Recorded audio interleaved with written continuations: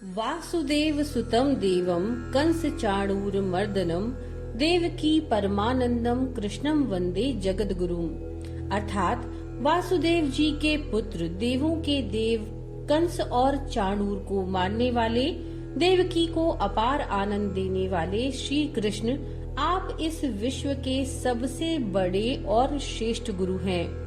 मित्रों, भगवान श्री कृष्ण की अर्जुन द्वारा की यह स्तुति बहुत ही विशेष है और श्री कृष्ण को नमन करके आज हम शुरू करते हैं पुरुषोत्तम मास के आगे की कथा।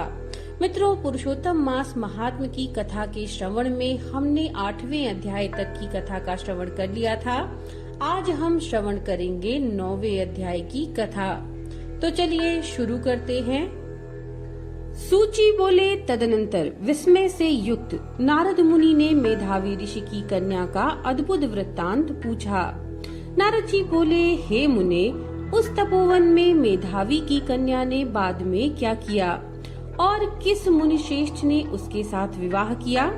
श्री नारायण बोले, अपने पिता को स्मरण करते करते और बराबर शोक करते करते उस घर में कुछ काल उस कन्या का व्यतीत हुआ।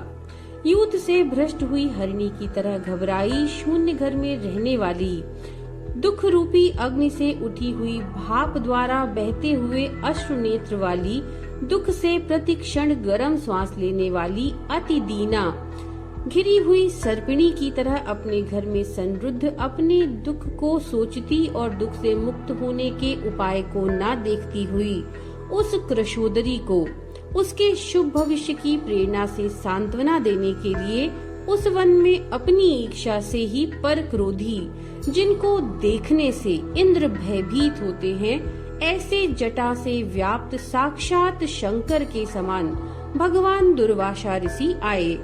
हे नारद, भगवान कृष्ण ने राजा युधिष्ठिर से कहा कि हे राजेंद्र, वह दुर्वासा आए जिनको कि आपकी माता कुंती ने बालापन में प्रसन्न किया था।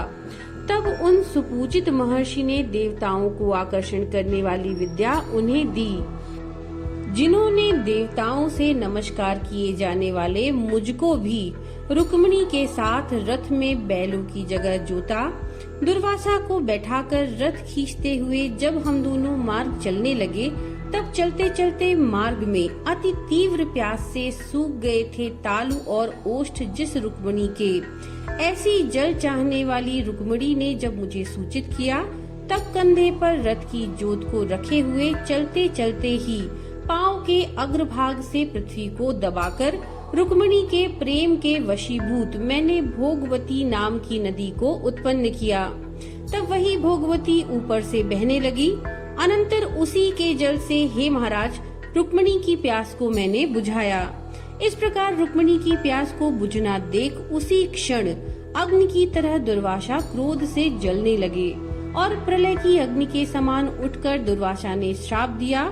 वे बोले, बड़ा आश्चर्य है श्री कृष्ण, रुक्मिणी तुमको सदा अत्यंत प्रिय है, अतः स्त्री के प्रेम से युक्त तुमने मेरी अवज्ञा कर अपना महत्व दिखलाते हुए इस प्रकार से उसे पानी पिलाया, अतः तुम दोनों का वियोग होगा। इस प्रकार उन्होंने श्राप दे दिया। हे युधिष्ठिर, ये वही दुर्वासा मुनि हैं, साक्षात रुद्र के अंश से उत्पन्न, दूसरे काल रुद्र की तरह महर्षि अत्रि के उग्र तप रूप कल्प वृक्ष की दिव्य फल, पतिव्रताओं के सर के रत्न, अनुसूया भगवती के गर्भ से उत्पन्न अत्यंत मेधा युक्त दुर्वासा नाम के ऋषि, अनेकों तीर्थों के जल से भींगी हुई जटा से भूषित सर वाले साक्षात तपो मूर्ति दुर्वासा ऋषि को आते देखकर कन्या ने शोक सागर से निकलकर धैर्य से मुनि के चरणों में प्रार्थना की।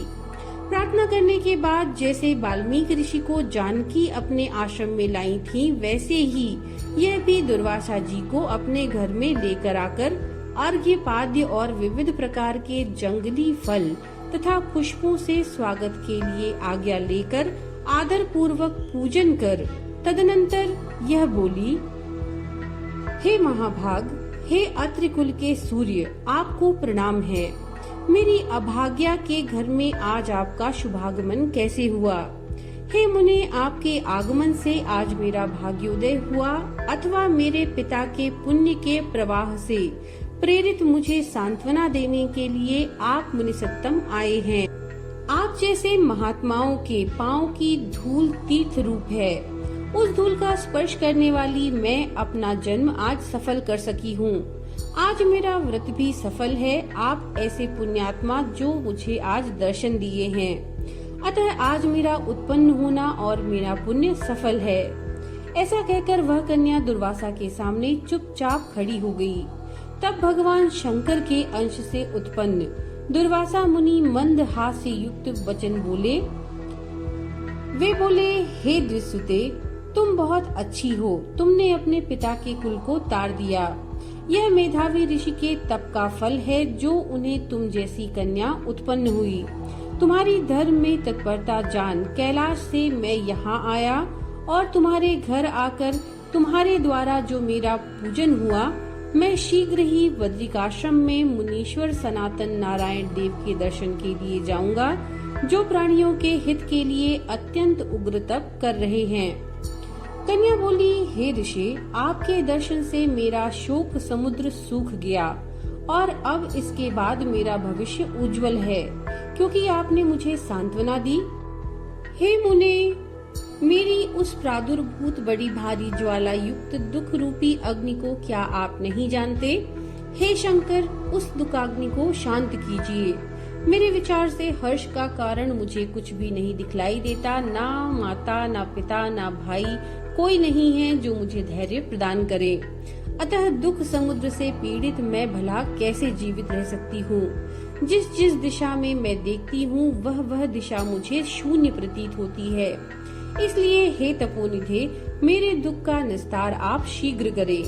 मेरे साथ विवाह करने के लिए कोई भी नहीं तैयार होता। इस समय मेरा विवाह ना हुआ तो फिर मैं वृषली शूद्रा हो जाऊंगी। यह मुझे बड़ा भय है। इसी भय से न मुझे निंद्रा आती है, न भोजन में मेरी रुचि होती है। हे ब्राह्मण, अब मैं शीघ्र ही मरने वाली हूँ। यह मेरा इस समय निश्चय है। ऐसा कहकर आंसू बहाती हुई कन्या दुर्वासा जी के सामने चुप हो गई। तब दुर्वासा कन्या का दुख दूर करने का उपाय सोचने लगे। श्री नारायण बोले, इस प्रकार मुनि कन्या के वचन को सुनकर और इसका अभिप्राय समझकर बड़े क्रोधी मुनिराज दुर्वासा ने उस कन्या का कुछ हित विचार पूर्ण कृपा से उसे देखकर सारभूत उपाय बताया। इति श्री वृहन् नारदीये पुरुषोत्तम मास महात्म्ये नवमो अध्याय समाप्तः। नमो नारायण।